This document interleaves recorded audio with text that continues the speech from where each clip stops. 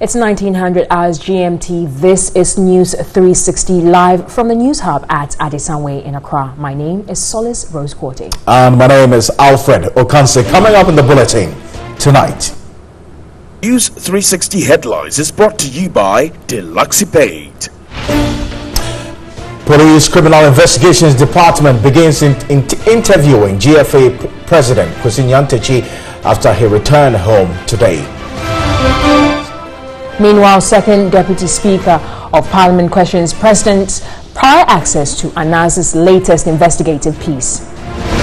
And Supreme Court declares Dasana and Dani family rightful rulers of Bembela following protracted chieftaincy dispute. In business tonight, Ministry of Trade and Industry to introduce tax stamp on textiles from June 1, 2018. And on the foreign front, at least 45 people abducted by gunmen in northwestern Nigerian state of Kaduna in less than 48 hours.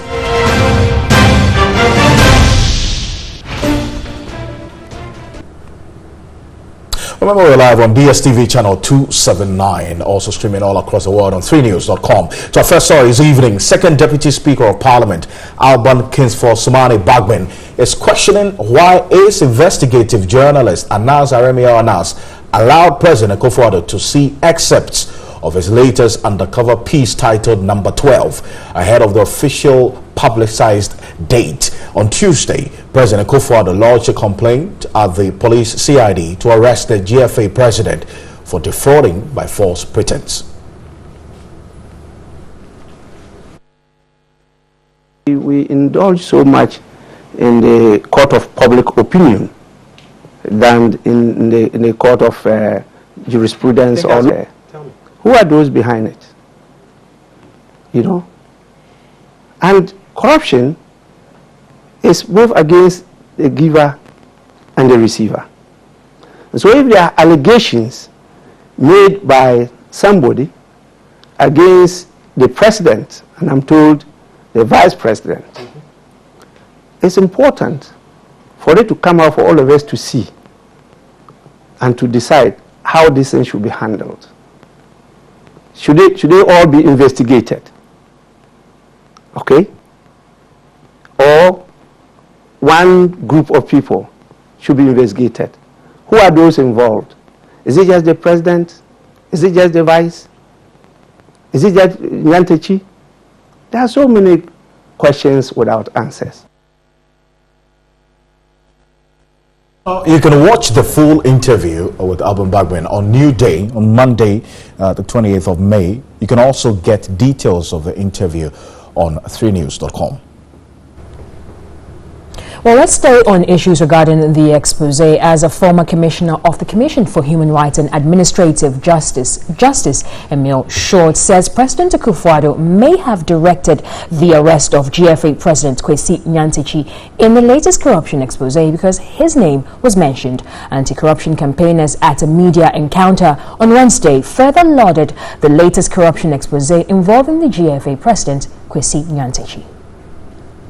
Kwesi Nyantakyi's name allegedly popped up in a yet-to-be-premiered investigative piece by investigative journalist Anas Aremia Anas. On Tuesday, President Akufo-Addo lodged a formal complaint with police over the inappropriate use of his name by GFA President Kwesi Nyantakyi. Nyantakyi, who arrived in the country on Wednesday from CAF assignments, reported himself to the CID. The decision by the presidency to announce the expose has been condemned by some commentators who think the president breached confidential agreement. But the former commissioner of the Commission for Human Rights and Administrative Justice, SHRAJ, Emil Short, believes the president is not wrong in reporting the matter. It may well be that the president sees himself as a complainant in this matter. We're talking about defrauding by false pretenses, and the false pretense here allegedly is that monies will be given to the president and vice president. So maybe he sees himself as a complainant, or you know, and that is why he is giving these directives. The Ghana Anti-Corruption Coalition (GCAA) lauded the expose by Anas.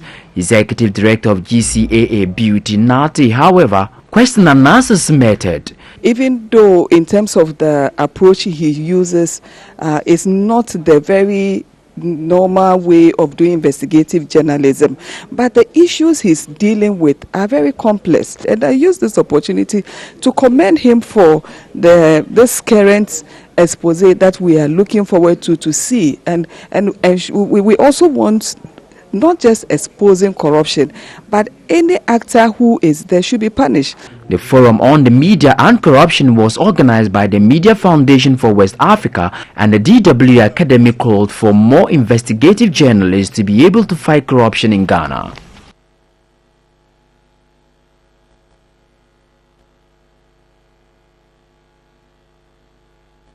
Martin Pebo, Lawyer Martin Pebo, thank you so much for your time this evening. It's great to have you. Now, the big question is, should the president have been given the privilege of watching this video ahead of the publicized viewing by the public? Well, Alfred, this is a very tough question. I should say that, for this one, everybody has an opinion. But to be candid, it would appear that for strategic reasons, he had to, being the #1 gentleman, and also for the reason that his name was mentioned, to be fair to him. Well, it's been by convention, if you'd say, and that's over the period, all the investigations he's done, the presidents at the time have had to watch it before it comes into the public. But it's the action after he watched it that, many have raised questions about. I mean, how has the decision to have the CID invite and investigate Nyantechi fed into creating a basis for public opinion? Well, it's become collateral damage, yes, invariably, to the extent that the president asks for the investigations to be done. By law, once we say police should conduct investigations, most of the time it becomes public knowledge, so we can't quibble too much about it. It's collateral damage, yes, to appear that because the public is informed and everybody's concerned and trying to find out quickly what the matter is, it brings collateral damage that Nyantechi's reputation would go down even before investigations are conducted. I see, because this is Abdul Malik Kwekubako has actually been talking about a certain agreement they had with the presidency, which has been breached, about this being put out before the public viewing. This borders on ethics, this decision by the presidents to go out against this breach. But does it bother on law, this decision to go out before the date, when there was an agreement not to do that? Naturally, if there is a contract, as he says, the agreement, it would depend on the wording. You see, what I also do know for sure is that generally, even if an agreement binds you not to disclose certain matters, once there is the public interest for crime to be investigated and punished, a lot of the time there are exceptions. Yes, in law, you can sign an agreement, I won't disclose this to anybody, but if it turns out that what you're being asked to keep secret borders on crime, the public has an interest in having crime investigated and justice served. See, now let's go into what the presidency talked about, defrauding by false pretense. I mean, English language, it is clear and understanding, but legally, I'm sure that it goes beyond what we understand in English. So what exactly is defrauding by false pretense in the law? Okay, let's start with the easier way of understanding it, then we'll upgrade to a technical way of doing it. In normal English, it would just mean that Mr. A has lied to Mr. B in order for B to part with some property. So it could be money, it could be iPhone, any property. So A lies to B, and as a result of the lie, B parts with property, gives A some property as a result of the lie. Okay, so now go further. So let's say Alfred, let's say that your colleague Solis comes to you and represents to you that, okay, Alfred, I have a BMW in my, so let's say maybe 2017 model in my garage. It's going for, say, $70,000. I'm ready to give you a good discount. I would sell it to you at $35,000, and you quickly pay Solis $35,000. It turns out that Solis doesn't have a BMW in her garage. Okay, so in this case, she would have defrauded you by false pretense. See that she's lied that she has a car. It turns out that the car is non-existent. So how about if Solid says, look, I was just bluffing? I mean, really, can she be set free, or can she escape any legal implications of that representation? Yes. So if she can show that you didn't part with the money because of the car, that there were ways, there was information readily available to you to verify that she had no car, and yet you chose to part with the money, she would have a defense. So let's put it another way. So if the person makes a representation and it's so clear on the face of it that the person is joking, or even if he doesn't say he's joking, and when we say joking, he doesn't have to use the word joking, but from the context and everything, you can see that he didn't mean serious business. You can't use that as a representation. You can't use that as a statement of fact. So in effect, what you're saying is that if Kwesinyanti, for example, says, look, I was just bluffing. Exactly. There would be little or probably nothing to do about this case. Is that what you're saying? Yes, and especially where critically you cannot show that there was a causal link between the statement and any money being paid. If you have to establish, as I stated, A makes the representation to B. So Solace informs you, says, give me this money in consideration of a car. You see, so there has to be a statement asking you to part with money in return for something. So there has to be evidence that you parted with your money in anticipation of receiving what was promised. That link is very important. So the person can say, oh, Mr. X is in my pocket, I can ask him to do X, Y, Z, but you don't part with the money. You haven't, and also in the context, it wasn't a serious statement. You haven't. I see. So we should just probably be hasting with caution and not run ahead of ourselves with what is happening now. That's what you're going to want, right? But exactly. You see, I mean, lots of people have raised questions about the modus operandi of NAS's investigations, and that particular argument is coming up again in this regard. And so even in the case of Raphael Kumoji versus Asari, exactly. which I can refer to as precedents, the Supreme Court is beginning to develop a certain abhorrence towards adducing secret evidence or secret recording as evidence. Is it enough jurisprudence to refer to in a case like this?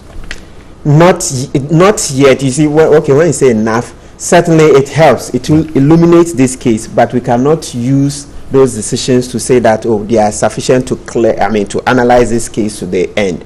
Because the first is that, you see, in the Kubaji decision, the Supreme Court says they would go case by case. So it's a case by case approach, and also the trial judge would exercise a discretion as to whether to exclude or to admit the evidence. So with these two, it means that the Supreme Court, and true, even without the statements from the Supreme Court, if you compare these two decisions to what's happened elsewhere, you can see that there's still a lot more ground to cover.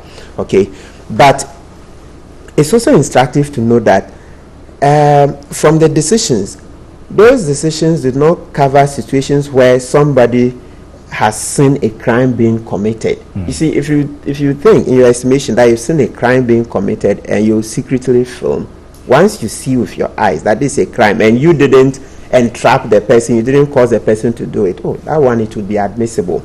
So there's still a lot more ground to cover. Well, I want to thank you very much. And it's just early days yet, as they say. I'm indeed very grateful for your time this evening. Lawyer Martin Pebo, a paralegal practitioner, joining us with his thoughts on this developing story, I must say. It has been a day of rapid developments in the case involving the Ghana Football Association President Kwesi Nyantakyi. Nana Kojo has been following the story. It's actually being at the CID headquarters and the events unfolding. A day after the president, Nana Akufo-Addo, reported him to the Criminal Investigations Department, Nyantakyi, who arrived back in Ghana, was picked up by the police CID, whisked to the police headquarters where he spent over 5 hours answering questions. He was then sneaked through a back door out of the police headquarters.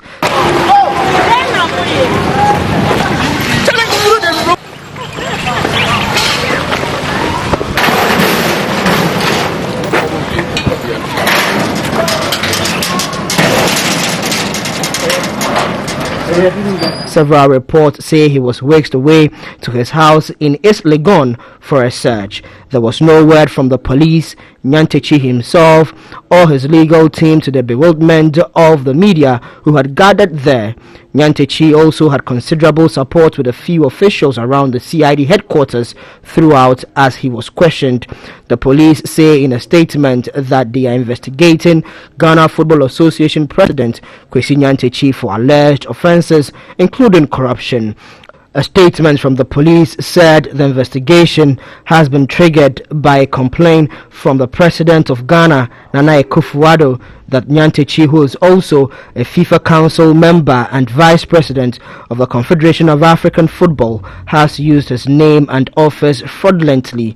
Deputy Chief of Staff at the Ghanaian Presidency said in a statement that the President reported the case to the police after he watched the investigative piece by journalist Anas Aremeyaw Anas. Of course, we know that this is a serious issue regarding the expose by Anas Aremeyaw Anas. But let's look at the lighter side of it. And our in-house cartoonist Tilapia, illustrated this quite well. This basically looks at Mr. Kwesi Nyantakyi quivering in his boots as he's on a plane landing, and he's been waited for by Anas, the president, and of course some police officers. It gives you a clear idea of exactly how people feel about the situation and how they expected the man to be feeling. And we'll have more of these. Definitely we can count on Tilapia to deliver very well. You can visit 3news.com for more of these on this particular issue and other issues as well. Over to you, Alfred. Thank you, Solis. Now, a 5-member Supreme Court panel has unanimously declared the Dasana Andani family the rightful rulers of the Bimbilla skin in the northern region. The court described claims of the Nakpa Na Dawuni as a rightful heir to the throne as lacking merit. Godfrey Tenham has the rest of the story. The Supreme Court becomes the third institution to dismiss the claim of the Nakpana Dawuni family, who claim to be the rightful rulers of the skin. The National House of Chiefs in 2014 dismissed an appeal against the legitimacy of the late overlord of Bimbilla, Na Andani Dasana. For 15 years, the chieftaincy issues in the Bimbilla area had led to clashes between the various factions. Over 40 people lost their lives, with several property destroyed. This led to the imposition of a 12-hour curfew on the town. The Nakpana faction, however, decided to head to the Supreme Court to seek finality on the matter. The Supreme Court held that nominations are done by the family and decided upon by the kingmakers and not only the head of the kingmakers as has been claimed. This, the court explained, meant the nomination and enscapement of Nakpana Dawuni was invalid. The process leading to the nomination and enscapement of the late Na Andani Dasana was declared as valid and in accordance with law by the Apex Court.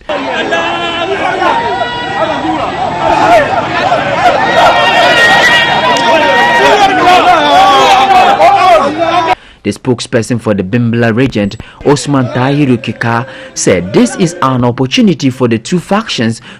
Nominations are done by the family and decided upon by the kingmakers and not only the head of the kingmakers as has been claimed. This, the court explained, meant the nomination and enscapement of Nakpana Dawuni was invalid. The process leading to the nomination and enscapement of the late Na Andani Dasana was declared as valid and in accordance with law by the Apex Court.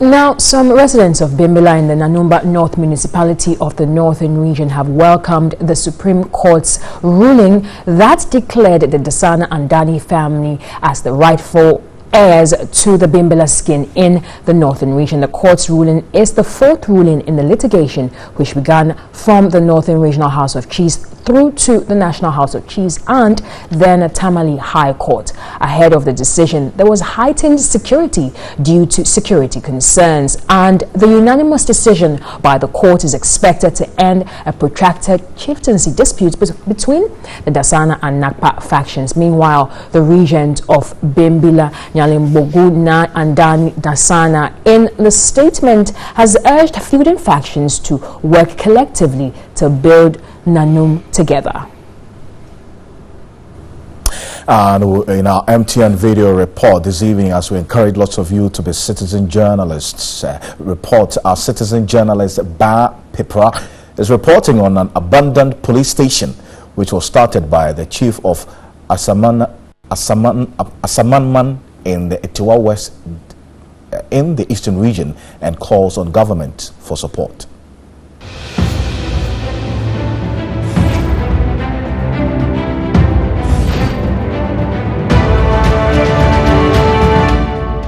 This is a police station which was started by chief and the people of Asamama community about 3 years ago, and it has been abandoned for some years. We are pleading on the authorities, especially Ghana Police Service, to come and complete this police station for us. Reporting for MTN Video, I am Bampepra from Asamama, Etiwa West.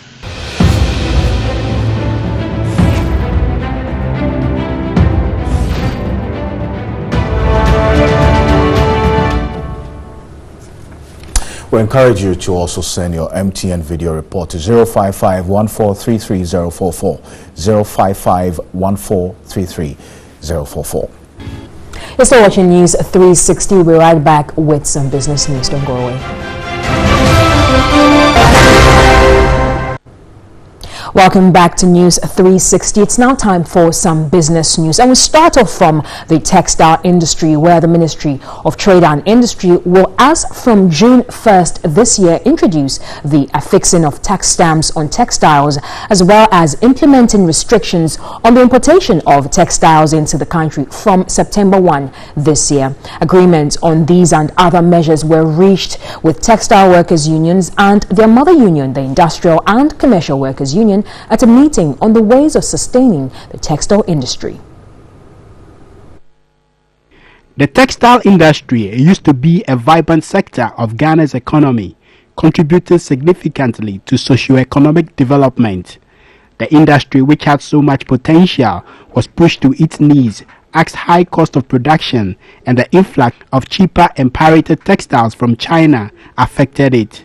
Recently, textile workers demonstrated to make known the challenges the industry faces to government. Since then, government had been engaging the sector to determine the way forward. At a closed-door meeting with textile workers unions in the country and the Ministry of Trade and Industry, 5 tentative resolutions were reached. These are: agreement to introduce stamp tax for the textile industry, acts from June 1, 2018.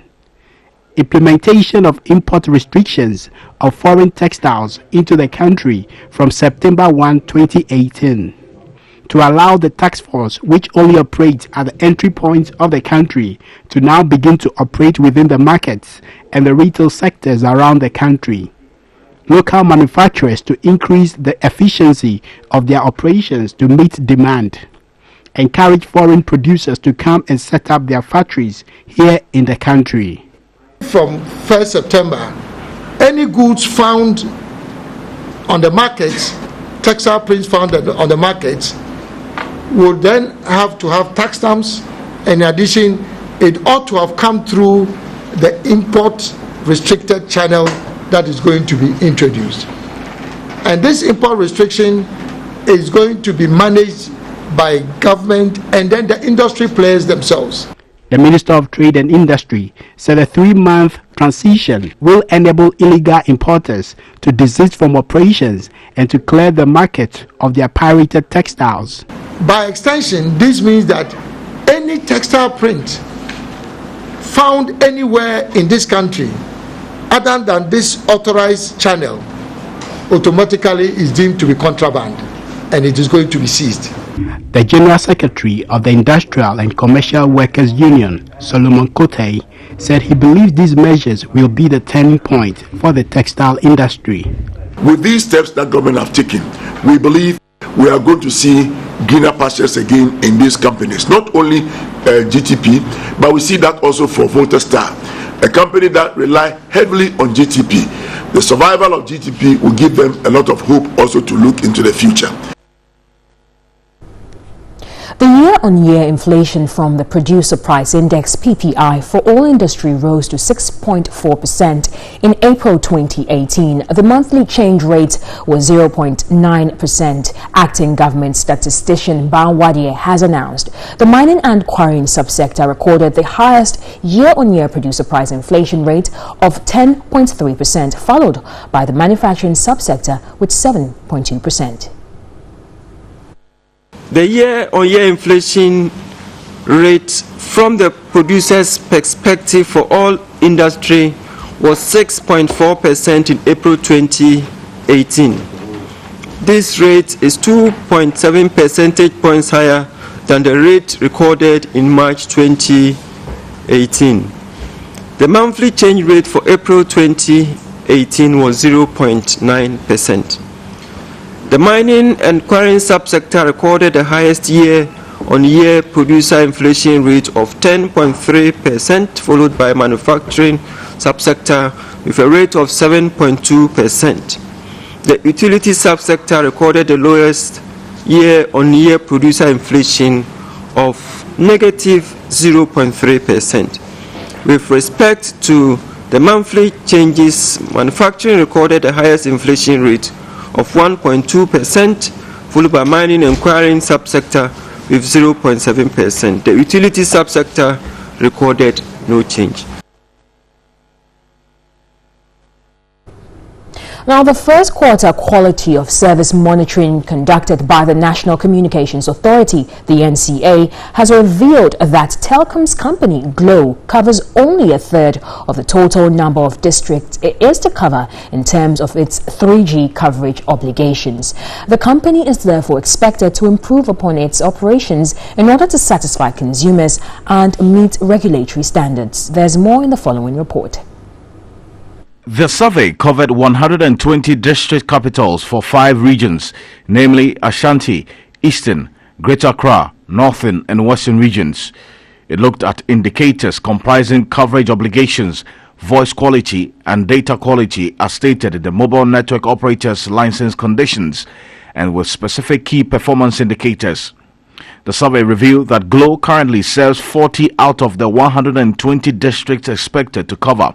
Airtel Tigo covered 112 while Vodafone had 117 districts. MTN, however, covered all the 120 districts. All network operators surveyed are 3G license holders and are required to provide services in all 216 district capitals. Meanwhile, Airtel Tigo is expected to address some issues with call setup time in Greater Accra region, while MTN needs to improve on its voice quality, especially in highly populated areas. In addition, the regulator wants Vodafone to address difficulties with data speed in some parts of the Eastern region. But Glo has been cited as having good data speed where they have 3G coverage.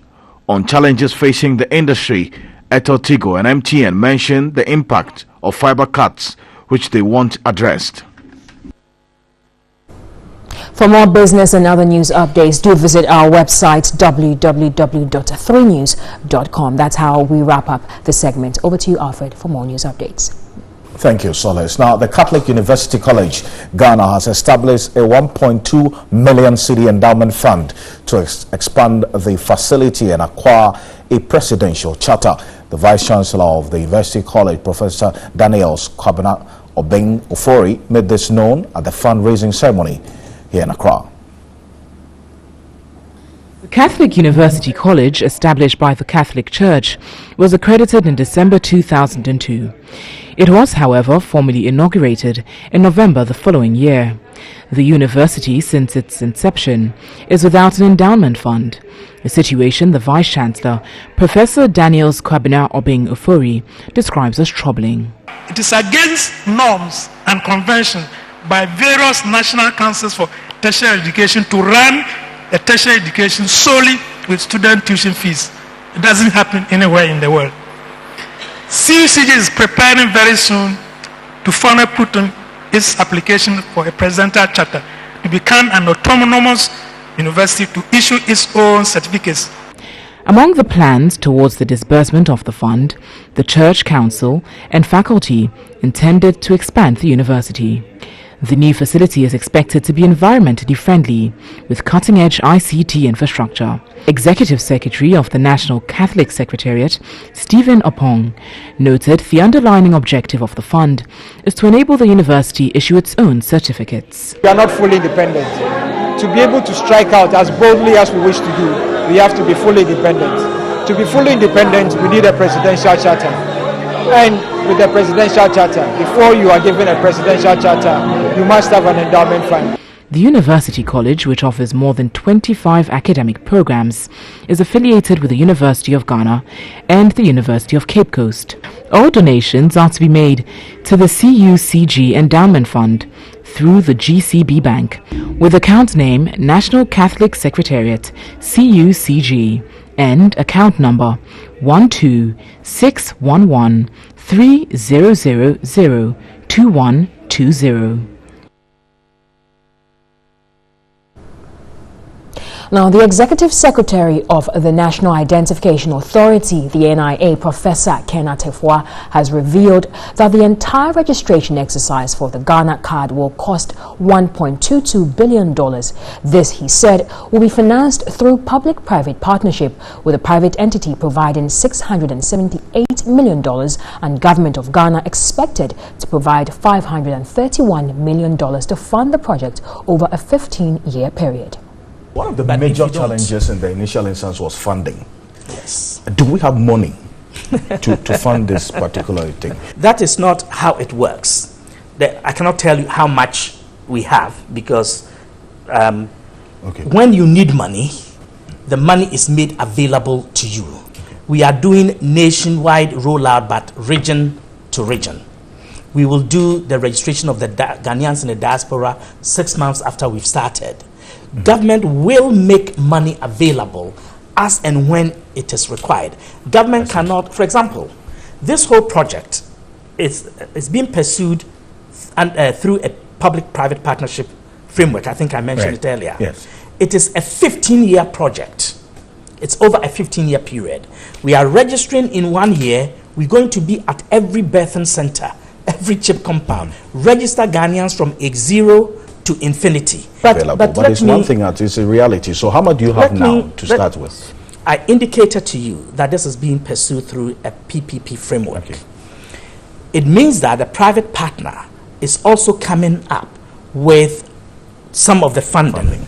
And this is a design, build, operate, transfer. But a portion of it is exclusively for the private partner, and the registration, the determination of citizenship, all of these difficult legal, socio-legal questions belong to us. I can tell you, and you were interested also in the features. I'll get to that. I was wondering you're going to put cost to this particular process. I'm telling you. There's some money. Slow down. Over the next 15 years, this project is going to cost us as a nation $1.22 billion. $1.22 billion over the next 15 years. The private partner's share of this burden is $678 million. The Government of Ghana GOG component is $531 million over the 15-year period. We have sufficient money to begin the process today. So the full interview with Professor Ken Atefua will be aired tomorrow morning on New Day. So you can tune in and watch that full interview with him on the registration process. But the former Chief Executive Officer of the National Health Insurance Authority, Sylvester Mensah, is expressing shock over recent corrupt practices uncovered at the NHIA. The audit service recently found out that about 37 million cedis had not been accounted for by the authority. Solomon Menya has more. A report by the audit service revealed that about 37 million cedis had not been accounted for by the authority. The money, specifically 23 million Ghana cedis and $3 million US, which is about 14 million Ghana cedis, are suspected to have been lost through the duplication of contracts and payments that have no records in receipts. The audit team also found out that over the Christmas period of 2017, the NHIA gave 400,000 cedis to 20 members of parliament. These MPs, members of the health committee, were supposed to educate their constituents on the health insurance scheme. But the audit service reports that there are no records from the NHIA to back the payment to the MPs. This, the NDC flag bearer hopeful said, is unfortunate. Before I exited, we had improved the efficiency of the scheme. We have reduced the losses arising from leakages in the scheme, and one expects that the current management and government would continue from where we left off. Sylvester Mensah maintained the scheme had seen improved efficiency during his tenure. We deepened the scheme beyond what we received in 2009. We improved it beyond what we experienced in 2009. We changed the law to make it better to address administrative, legal, and other operational inefficiencies. And we also improved the structure, the systems, and the strategy, and the whole approach to managing health insurance. He noted the scheme must be revamped beyond the alleged corrupt practices. We'll forever have to re-engineer the system, renew the system, improve upon emerging abuses. I believe that the scheme has the capacity to move beyond the present. We're still live here on News 360. We'll be back with some sports news. Do stay.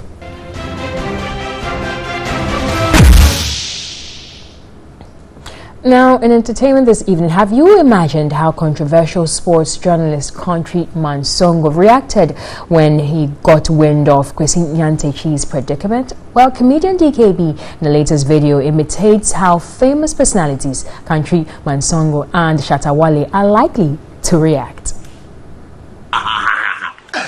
Kwesi Nyantechi, you know, Ghana will always be talking about plenty. What did they talk about Moisha? But Moisha, they should chill. They say DKB be boy comedian. No, what did they ask for tickets? Who know what you would do? What did they talk? Songo Nyantechi, Kwesi Nyantechi. Say you can't say my won't. You can't say my won't. They be asking die basa. What done the GFE 4 corners na obo free kick. What done the Premier League jollof na ude. Say 5 million president, 3 million vice president. Who teach them mobile money? Who the president a share bottom? Are they on your wallet? Say eshishiwa. Obeto do ewa enyan shishiw. Ebe shiw to oja.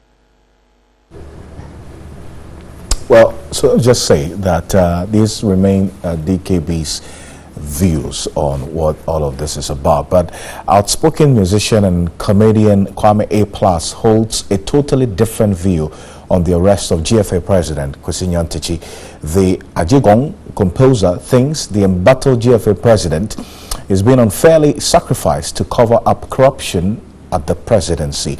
In a Facebook post on Wednesday morning, A+ alleged that the president is surrounded by some corrupt people who sell access to the president at his blind side. In 2017, the musician made similar claims, asserting Deputy Chiefs of Staff Francis Asensubuachi and Abojinapo demand money before allowing investors to meet the president. The controversial musician's post squeezed out of 27 million people in Ghana. You think it's only Nyantechi who knows how cheap Ghana is and who to bribe? Quote unquote. He's also quoted as saying, "We are only hearing about this one. that has backfired. It is possible some have gone through that we don't know of, unquote. A+ concluded.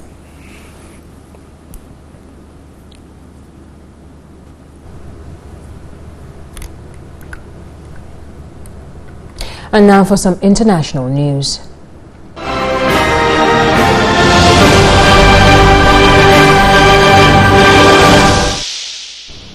And in Nigeria, at least 45 people have been abducted by gunmen in the northwestern state of Kaduna in less than 48 hours. Victims of the latest abductions include women and children, according to Road Transport Union officials in Kaduna State. The 45 persons were seized as they traveled on a major highway linking northern Nigeria with the south. Residents say gunmen stopped vehicles and herded the occupants into the bush in Birnin Gwari area. There has been an upsurge in kidnappings for ransom in northwestern Nigeria recently, with more than 80 people reportedly abducted in the region last week alone. Meanwhile, in neighboring Zamfara state, police were hunting for the wife and 6 children of a local politician kidnapped early on Tuesday. Residents complain Nigerian authorities have not fulfilled their promise of deploying hundreds of soldiers to help them combat attacks by armed bandits. An expert in international relations and director of economic affairs at the Ghana Armed Forces Command and Staff College, Professor Vladimir Enchidanso, has described Zimbabwe's intention to rejoin the Commonwealth of Nations as a positive signal. In an interview in Natalie Fort, he noted the perception of the international community of former President Mugabe as being undemocratic is negatively impacted on Zimbabwe's economy. On May 15, Zimbabwe's President Emmerson Mnangagwa sent a letter to Commonwealth Secretary-General Patricia Scotland expressing the country's desire to rejoin the Commonwealth 15 years after Zimbabwe left the group. Commonwealth Secretary-General Patricia Scotland said she was delighted to receive the letter. However, she added they would only return when the conditions are right.